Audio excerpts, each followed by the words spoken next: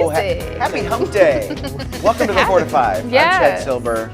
You know her. Hey, hey, hey. Sydney Moore. Christian Morgan. Hello. You know, wouldn't it be so cool if we were like baseball teams and we had like walk-up music? Oh, now that would be really cool. But see, I'm gonna need Batting the table first, to be out of the way, and then I'm Chad gonna Silver. need a long walkway. Then I'll be good to A go. red carpet, You right? know, just roll it all out. Would you have a dance if we were on a baseball team? You know, everybody sort of has their little signature thing. Like, what would your signature thing be? I'm gonna be honest. I probably would sing. I know you would. I'm like, give me the mic. You'd be I'ma hitting shut some it. I'm gonna Beyonce shut notes. it down. Okay, I'm gonna shut it down. would Okay, you so do? I have no idea, but coming up in the next 30 minutes. So at the bottom of the hour, we're going to get together here at this table again. Okay. I have a homework assignment for You're you. joking. What would your walk-up song be every time that you came out here? What would the song be that you walk up to? We've got 30 minutes to think You about have it. 30 minutes to think about it. It's a lot of time. I'll take it. Until then, he's going to give us the forecast in just a bit. But the top story today, business, and it is booming in downtown Greensboro. Downtown Greensboro Incorporated says more than 60,000 people have visited this summer alone. That number swells to more than 1 million people when you look at the entire year. WFMY News 2's Manning Franks got reaction from downtown businesses.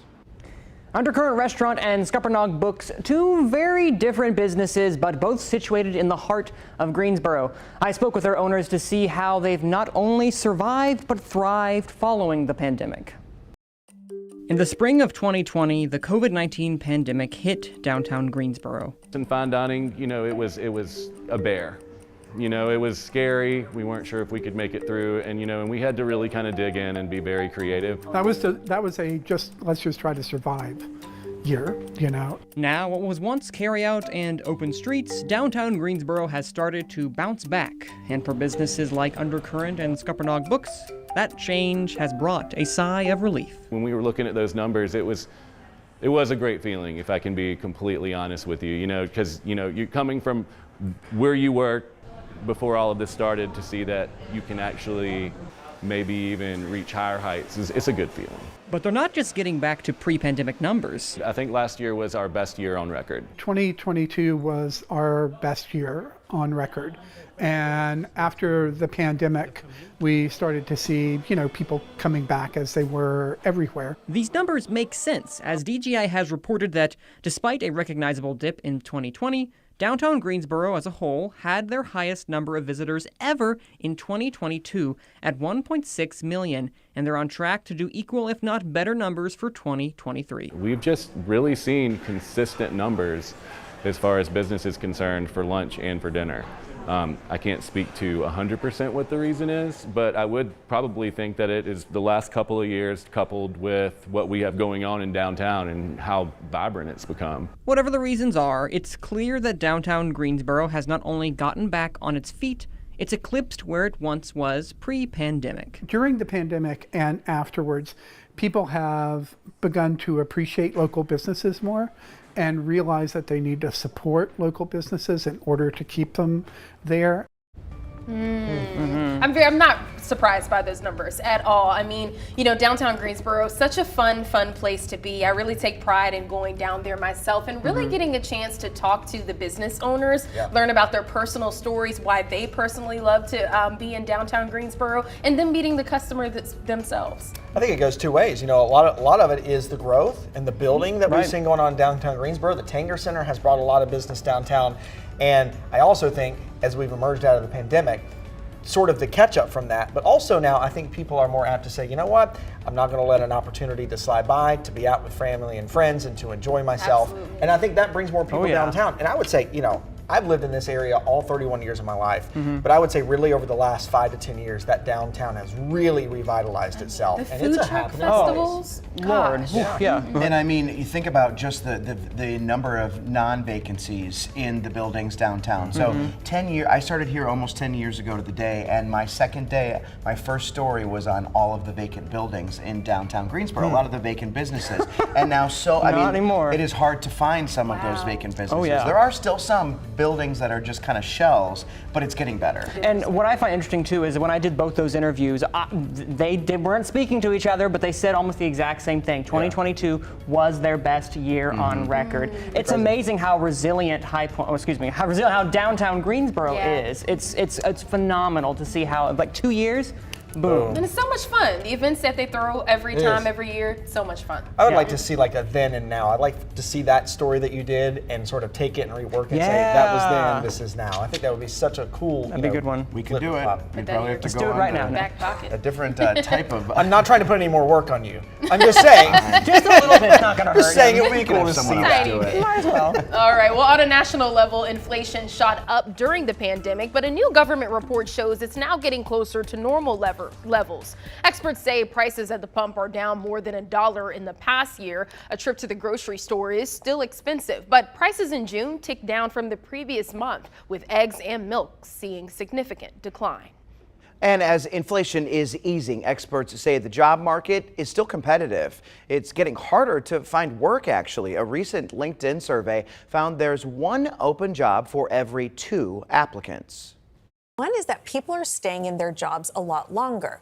So there's internal mobility happening. And I think also that they're seeing the headlines and thinking, you know, I'm going to stay put. Right. The other thing is that there's multiple people applying for jobs, more and probably jobs that they shouldn't be applying for. LinkedIn says more than 20% of companies no longer require a candidate to have a 4-year college degree and care more about skills-based hiring, like looking at whether a person has the skills to do the job. Let's get you to your 4 to 5 roundup. A popular restaurant chain, Habit Burger Grill, opens today in Greensboro. The new location will be on Battleground Avenue in the Trader Joe's shopping center, where Chick-fil-A used to be. Habit has 2 other locations in the Triad, one in Burlington and Clements. And right down the road from there, the opening of a new Chipotle has been delayed. The new location on Battleground Avenue was supposed to open tomorrow, but now the opening date is unknown. Once it opens, the restaurant will have a drive-through for online orders. The company calls it the Chipotlane. The Carolyn Coleman Week of Peace continues tonight in Greensboro. In about 3 hours, a peace ride around the city will start at Freeman Mill Square. Community leaders say it's the perfect way to honor the late Guilford County Commissioner. The Week of Peace wraps up on Saturday with a block party. The Greensboro Police Department is pushing for groups to get involved with crime prevention. Friday is the last day to register for National Night Out. The department will host block parties, cookouts, and parades to strengthen the relationship between officers and the people they serve. You can sign up on the city's website. NNO events are on August 1st. Well, it's a nice afternoon of weather across the Piedmont for your Wednesday. It's a hot one, though. No doubt about that. As we look live over downtown Winston-Salem, yes, we have the clear sky, a few of those fair weather puffy cumulus clouds, but of course they aren't bringing us any rain this afternoon. We're up to 90 right now in Winston-Salem. Elsewhere, we're seeing upper 80s near that 90-degree mark. A few folks have joined the 90-degree club. Of course, that would be Burlington at 90, Winston-Salem at 90, 91 in High Point, and really warm down in Troy, 94 there, 89 Asheboro, 89 in Siler City, and we're sitting at 88 right now in the Gate City. One difference in today and yesterday, yes, a little bit warmer, but also a little bit more humid as well. Dew points are anywhere from about 3 to 5 degrees warmer today than they were yesterday at this time, so it makes it a little more sticky outside. Dew points sitting in the low to mid 60s across our area right now, but you'll notice 70s for dew points not far away, Fayetteville, Wilmington, and along the coast, and especially down into South Carolina. Even along the Grand Strand of Charleston, even in the Midlands of South Carolina, we're seeing dew points in the low 70s, and more of that humidity is going to start to come back. We're changing our wind direction, and with more of a south wind, we bring in more heat, we bring in more humidity, and of course that will help drive a chance for afternoon showers and storms. A couple little storms in eastern North Carolina, but otherwise mainly across the Carolinas, we are quiet and we are dry. As we go throughout the rest of the evening, I won't totally rule out a sprinkle or a stray shower, maybe a rumble of thunder, but most of us don't have anything to worry about for today. We see a mostly clear sky overnight. Heading into our Thursday, a little bit better chance to see an isolated storm, but again, it'll be hit or miss. I think by the evening, there may be 1 or 2 storms for us to look at on radar, but the busier weather will come as we get into the weekend. So overnight, we'll see a mostly clear sky. Should be a nice sunset this evening, 71 overnight, and a bit more humid than we have been the last couple days as well. Heading into tomorrow, your Thursday is another hot one. We'll start out in the low 70s, 90 again by the afternoon, and then cooling off tomorrow evening into the mid 80s. Coming up though, humidity's coming back, more heat is coming back, a whole week of 90-degree days. And those feels like temperatures over the weekend could be up above 100. That may be something we need to pay a little extra attention to. All right, here's the clue. This is the most popular TV game show in America. What is Jeopardy? A new study by Cribbage Online shows Jeopardy doesn't just beat the competition, it more than triples it. The study used search terms related to certain game shows to see which is most popular. Jeopardy came in first with more than 200,000 searches per month, followed by Family Feud, Wheel of Fortune, and The Price is Right. You can watch 2 Jeopardy episodes daily on our air at 3:30 and 7:30. This comes as no surprise to me that this is the most popular. You know why? Because think about tornadoes and tornado warnings. Think about which show gets the most phone calls to the newsroom when it's trumped by tornado warnings. I can tell you with 100% certainty that it is Jeopardy. It is Jeopardy, as someone who answers the phones during tornado warnings. You know, I like to think of myself as a halfway smart person. I can't even keep up with Jeopardy. Yeah. I just can't can't. either. I just don't know random facts off the top of my head like that. And even if I do, I can't call them up fast like that. Yeah. No, I am so good at Teen Jeopardy Challenge.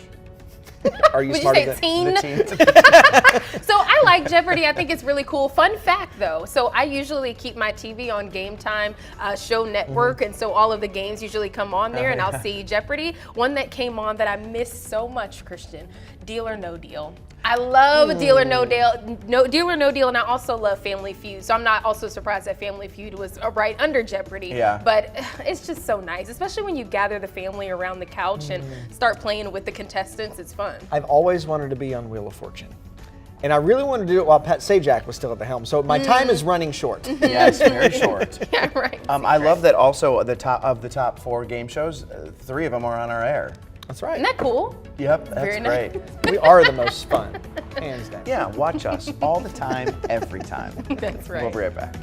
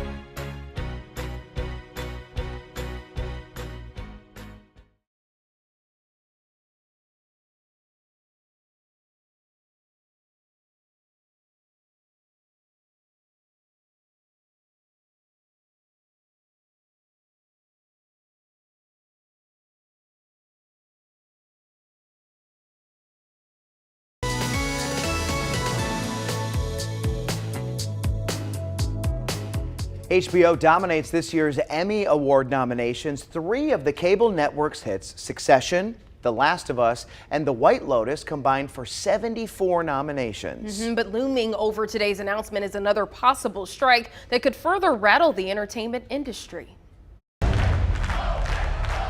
HBO Succession leads this year's Emmy nominations with 27 nods, including 9 for acting, as well as the big one, Best Drama. Got the election. I got plenty on my plate.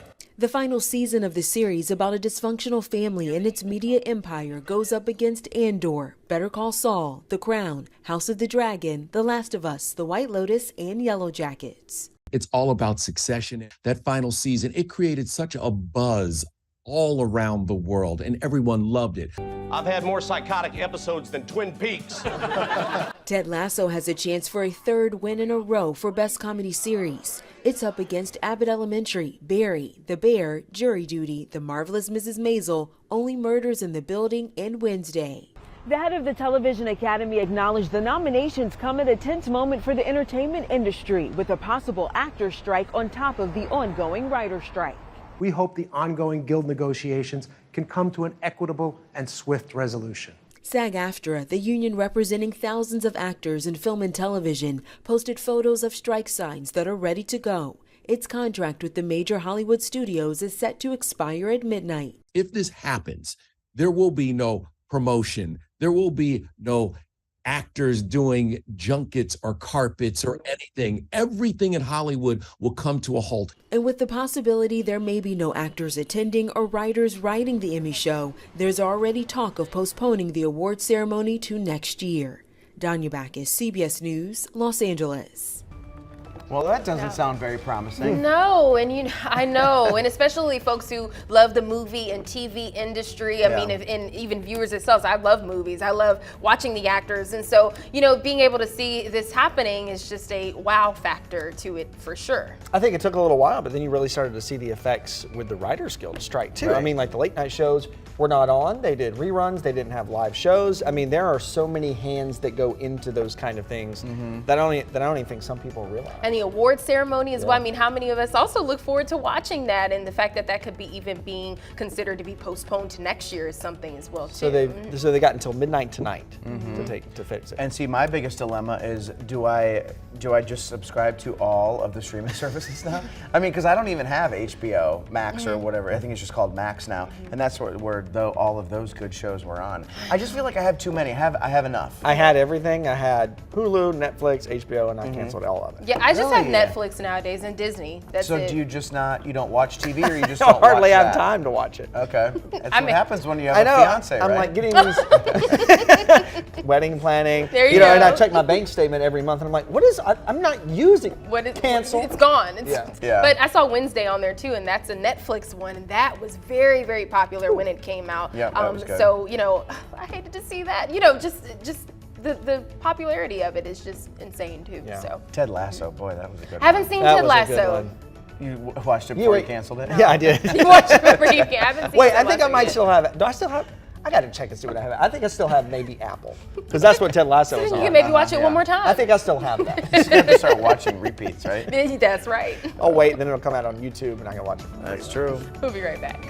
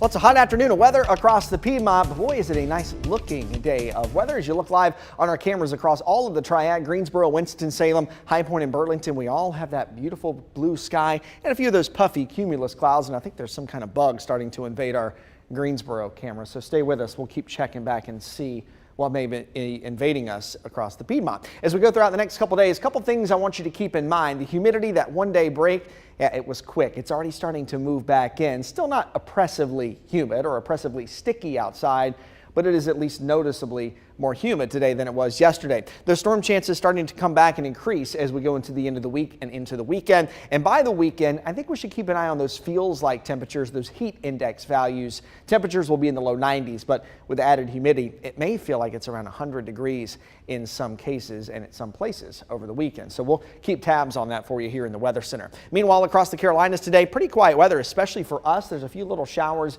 and ongoing thunderstorms in eastern North Carolina and a couple rumbles of thunder down in South Carolina. But overall, across the Carolinas, things are pretty quiet. Meanwhile, there's busier weather out in the middle of the country and across the deep south with ongoing strong and possibly even some severe thunderstorms for those folks for today. High pressure is in control of our weather, but moving a bit offshore now. So yesterday we had north and northwesterly winds. Today we have southerly winds and a southwesterly flow that we call it. That means heat and humidity is all building in, of course, out of the Gulf of Mexico, and that area of high pressure will continue to shift east and near the island of Bermuda. This is what we oftentimes call the Bermuda high, which is pretty common for this time of the year. It's really a heat and humidity pump for us. So we continue to get warmer, we continue to get more humid as we go throughout the next couple of days. There is a little bit of a cold front to our north and west. It will never cross our area, but there will be a cold front that gets closer to us as we go into the weekend, and that will help increase our storm chance a bit for Saturday and for Sunday. So the humidity is on really up in that mid-70s sticky range, almost feeling tropical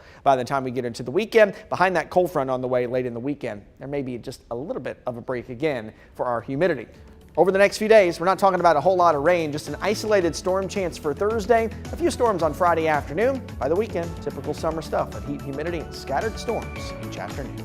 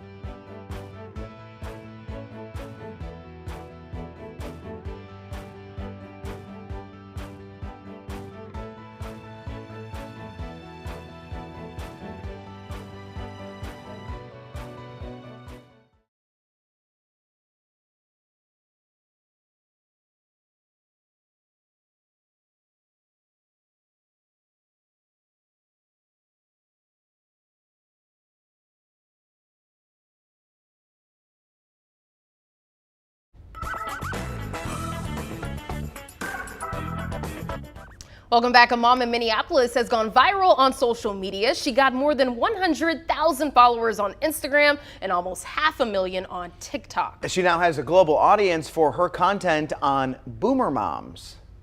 Now that's a nose piercing that looks like it really hurt. If you've spent any time on social media, chances are you've seen her. Blue hair, isn't that something? Kristen Knutson, also known as Boomer Mom. She's ready.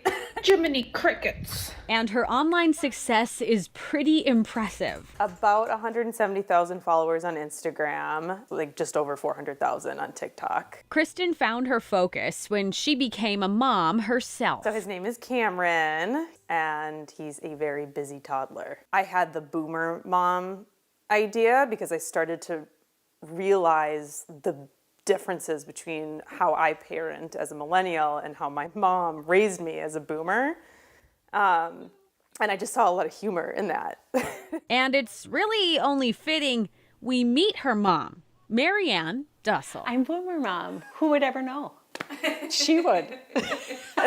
She's really good inspiration for my content, for sure. There's no mistaking that. That is a ring clock. Kristen admits not everyone is thrilled by her work. A big misconception is that I'm making fun of my mom or that we don't have a good relationship, but it's the total opposite of that. Like she was the best mom ever, and I grew up with such happiness and joy in my home, so I hope that I can do the same for my kids. My mom's about to walk in the door and I'm going to show her this. And Kristen says she's prepared if the tables turn one day with baby number 2, a girl, due in October. It is my hope and dream that she will someday make a page making fun of me because I think I deserve it. Honestly. I think she does. Yeah. Yep. Oh, I love that. One thing I love about, the sites, like especially like TikTok, you're able to find your niche, find something that you're very passionate about, and then it can take off. And even if it doesn't, just putting yourself out there is something fun to do as well too, especially if you're passionate about it. Yeah, it is funny though, because we have at least I have boomer parents, and it's funny to see how they raised me versus how parents with young children now raise their children, right? We had no social media, we had no cell phone, so it's funny to see the dynamic when you compare the parenting of the two generations. It's definitely night and day. I love showing my dad, and I'll look at a video and I'm like, this reminds me of you, or my grandpa, this reminds me of you, and they just crack up. That's great. We'll see you at 4:30.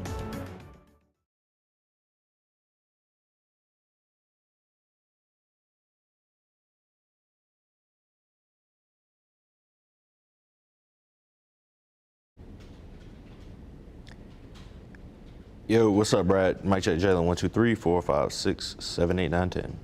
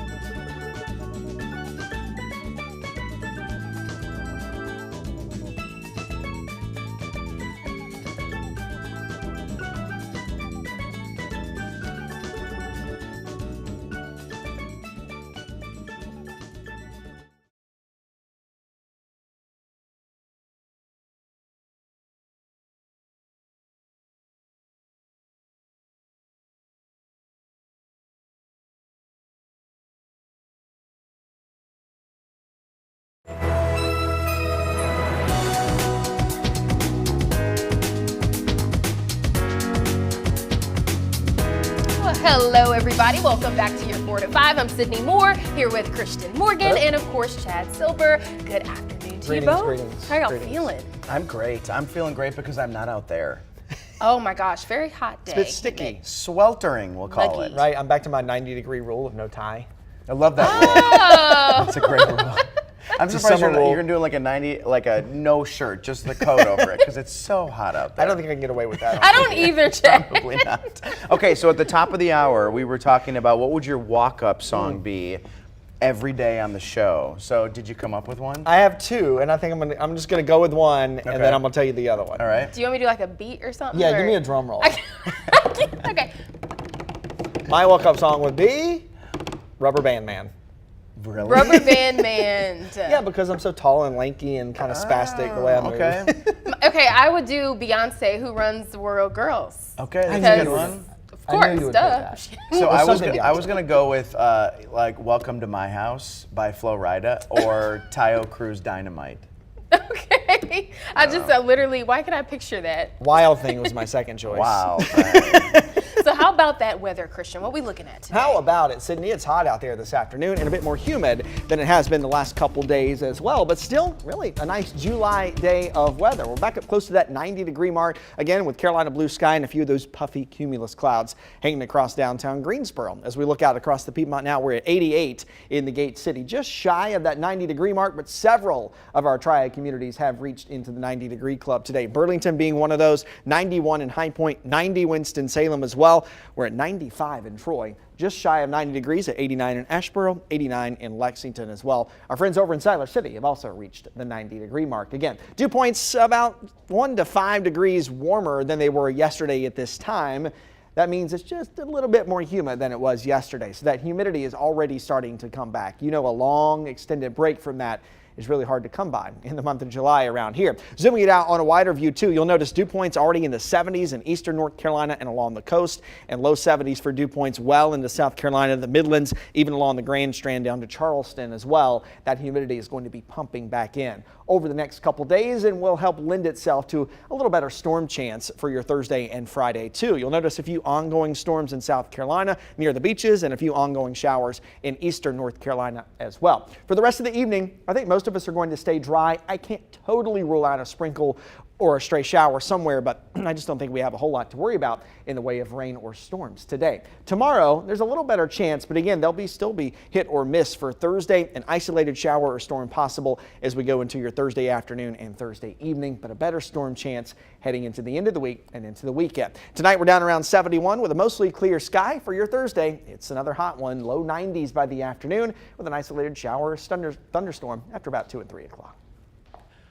We've been lucky here with a typical weather. Look at up north. The worst flooding in Vermont in nearly 100 years has caught off entire neighborhoods and caused tens of millions of dollars in damage. Rising water has washed away homes, cars, roads, even railroad tracks. The governor there says property loss is not the main focus here. They are still working on rescuing people. In some areas, floodwaters have started to recede while leaders assess the damage and the cleanup ahead. Boy, it's just unbelievable to see some of that video. Just so much rain is falling. It is, and flooding is one of those things that when the rain stops, the flooding doesn't stop. You know, this is a long thing, you know, and after it rains, you have to think about all the rivers, all the streams that flood. It takes those a while to come down. So they continue to flood, they continue to reach peak. And so flooding can persist for even days after the rain's over. Yeah, absolutely. I think one thing that I also have loved even here from a local perspective is seeing our Greensboro firefighters go up to help those folks in Vermont. I think that's what it's all about when you come with these natural disasters that come through these towns and cities. When folks from outside of the states can come in and to help, it makes all the difference. And certainly praying for folks there in Vermont. Yeah. And I know that it speaks volumes on the devastation that is occurring because, I mean, Vermont is nowhere near here.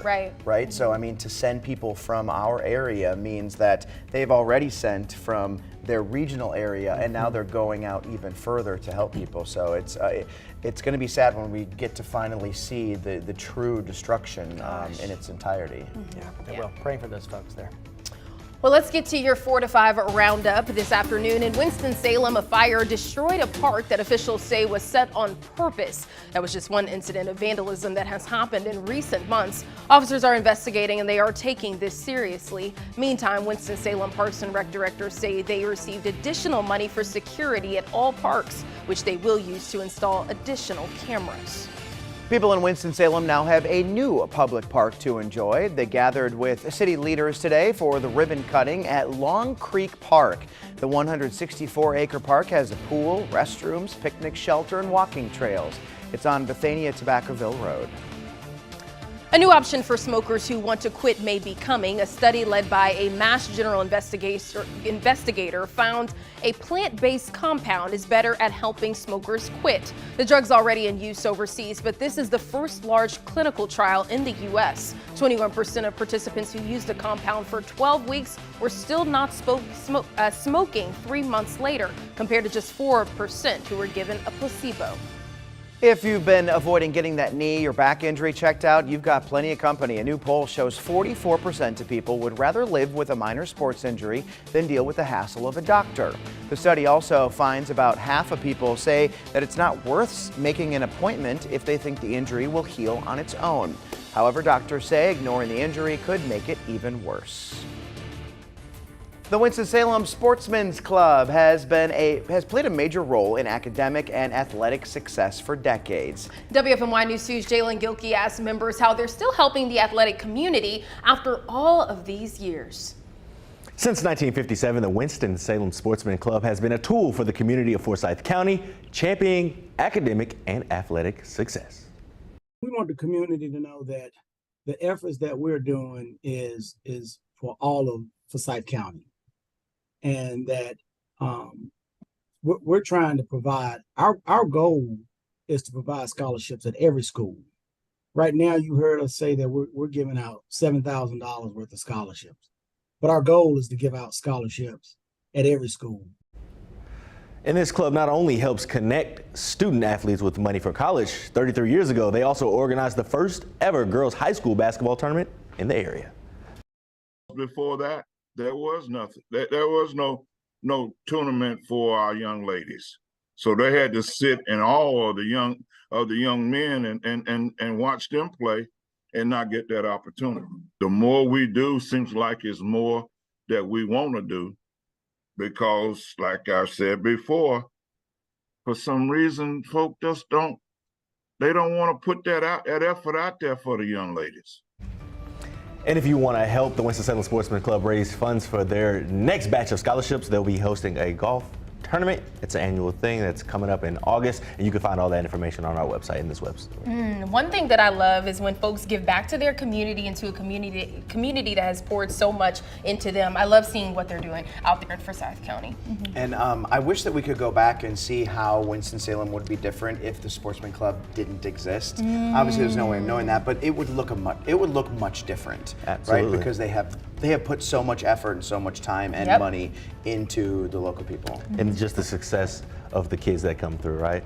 And just to see the the support that they have for the young ladies as well in all athletic events and fields, it's great to see, because sometimes the young ladies don't get as much love on the sports end as they deserve and as they should, but this group of people they're making sure that happens. And think about the pride when you have a good field. Absolutely.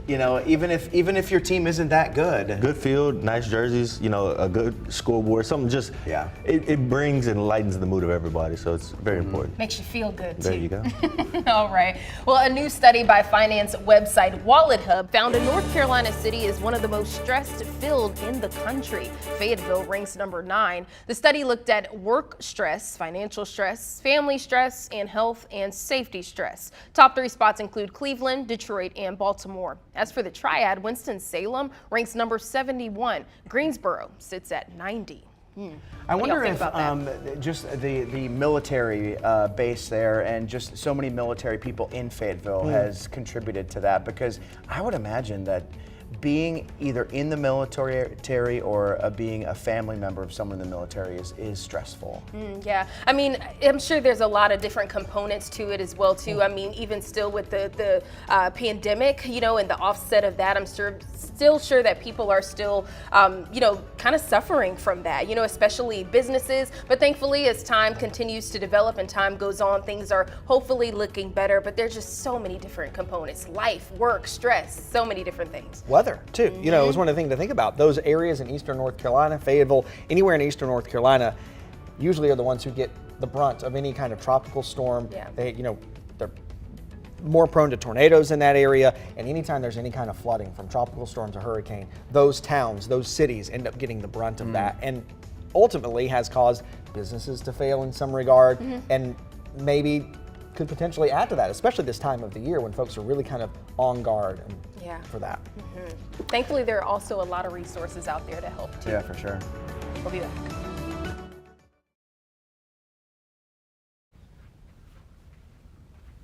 Hey, ice cold milk and an Oreo cookie, they forever go together like a classic combination. Yep.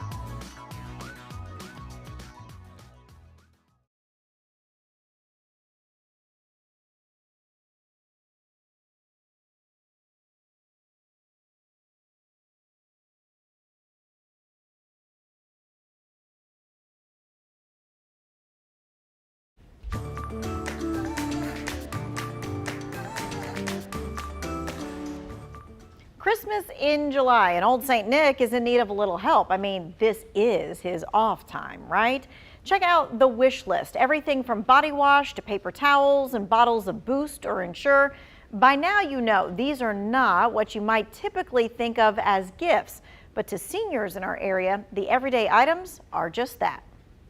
They find themselves living on fixed incomes. They find themselves having to choose between rent, paying for rent, or medication. And when you're in that situation, buying things like paper towels and bath soap really can be a challenge. It really can be frustrating and difficult.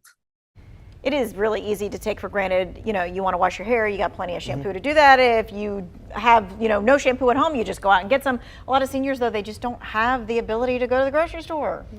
My grandmother, before she went into assisted living, I mean, she got Meals on Wheels, and I mean, that service is vital for people who can't get out or have loved ones who really just can't be there every day to help them with those kind of things. Goes without saying, too, if you have elderly neighbors and folks, even if you know they're active, even if you know they drive and get out, this time of the year especially is hard on them because it's so hot and it's so difficult to get out and move about. So always good to check on your neighbors. Keep If them you run in to the mind. grocery store, hey, need anything, I'll pick it up for you. Yep, I agree. Right, for Second sure. that. It's kind of like we need to adopt them as parents or Yeah. grandparents, right? And as you know, Christmas time in December, we do like angel trees and things like that. But those things that we got during the December year for them, okay, they're all long gone, right? Those things are used. So there are about 2,000 seniors in Forsyth County that this Christmas in July event is going to serve. So here's how you get involved. You can purchase items on the wish list and deliver them to senior services, or you can drop them off at any Forsyth Piedmont Federal Savings branch. No time to do that? Okay, they're going to make it even easier for you. You can always make a donation to the virtual gift bag, any amount online. I'll have the link for you in the web story, or you can mail a check to senior services. Again, I've got that address in the web story for you as well. It also gives me joy to see the smiles on the faces of the people who are making the donations. Everyone comes in, they're so joyous. Whether it's one item or a box or a whole family that comes in with a truckload of stuff, it makes you feel good because you know that you're helping people.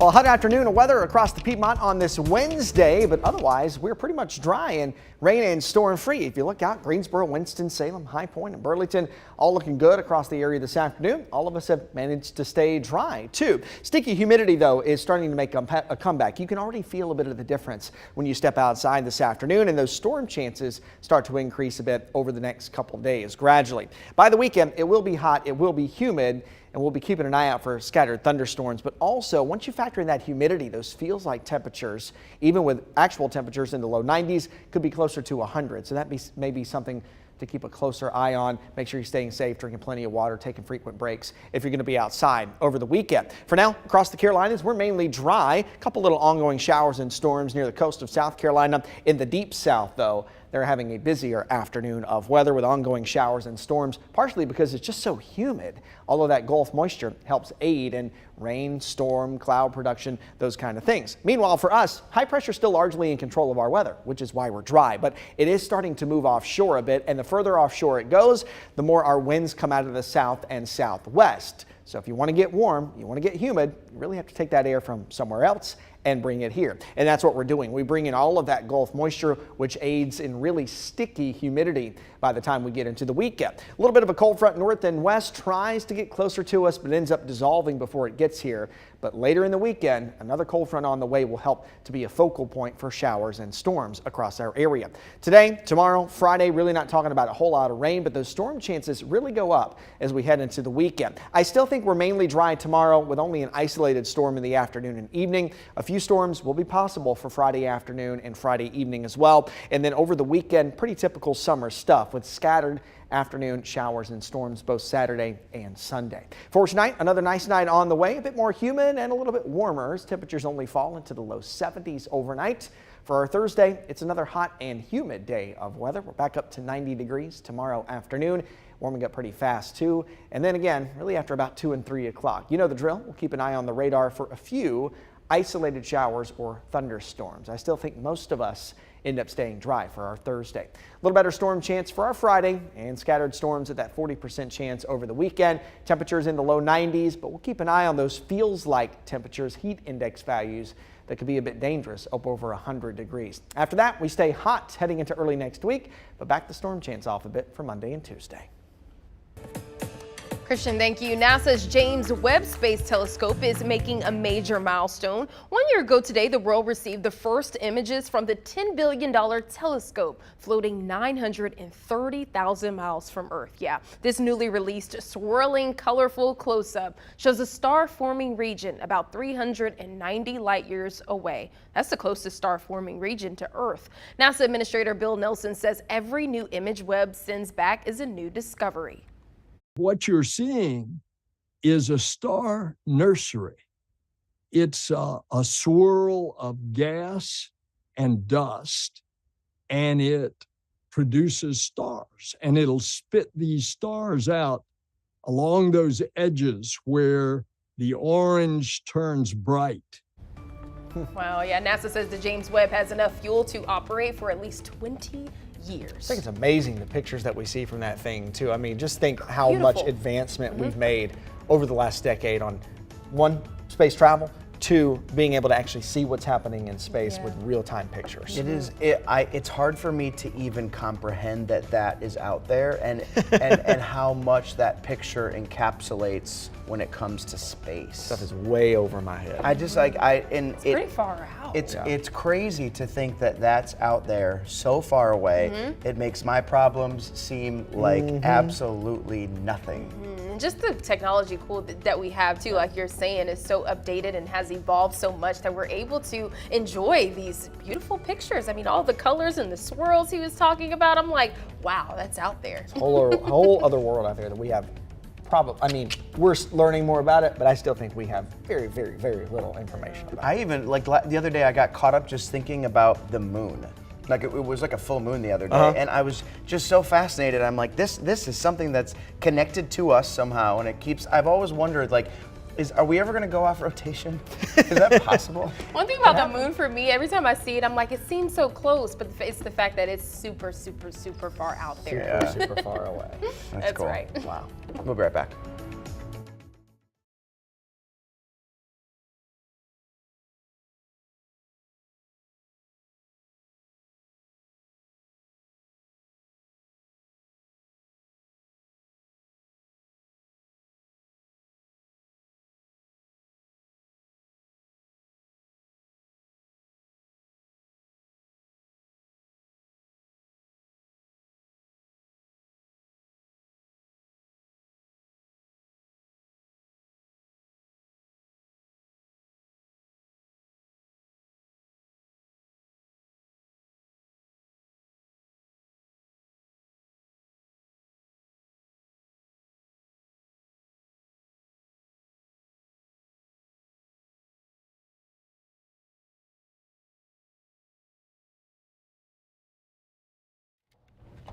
Hello there. Good, not morning, but afternoon and evening. Check 1, 2, 3, 4. Oh, hello. Florida, Georgia, Hawaii, Idaho, Illinois, Indiana. Look how tan you are. Hi there, 1, 2, 3, 4, 5, 1, 2, 3. It is time for Mic check, 1, 2, 3, 3, 2, 1, 1, 2, 3, 3, 2, 1, mic check. Hello, ice cold milk and an Oreo cookie. They forever go together.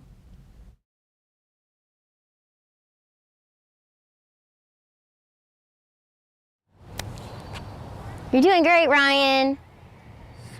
Hi, Amber. I miss you. I hope you can hear me. Having withdrawals.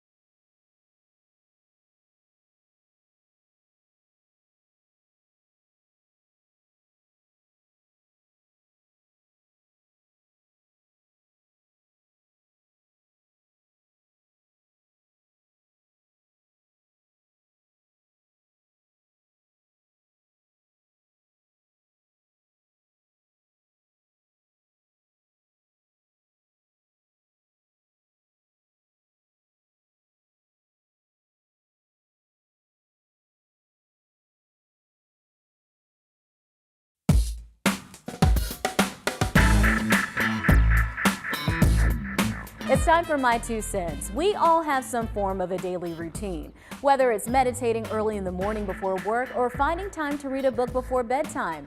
There are systems we have in place that become habit. Starting a new routine doesn't always happen overnight. This week, I began my new position as an anchor on the Good Morning Show. That means early mornings and early bedtimes. I would say things are off to a great start. Job search company Indeed lists 8 steps to create a daily schedule. Here are just a few. Write everything down. List out things you want to accomplish throughout the day. For me, it would be researching stories, going to the gym, and squeezing in a nap. Note frequency. How often do you want or need to complete your task?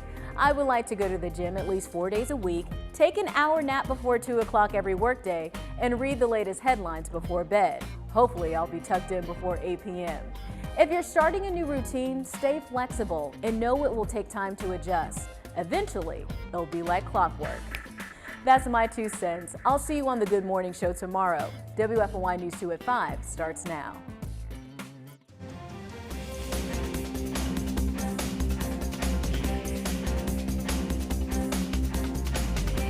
A raging fire destroys a Triad park shelter. The fire set on purpose. This is just one of several cases of damage caused by vandals. The city of Winston-Salem is trying to crack down on widespread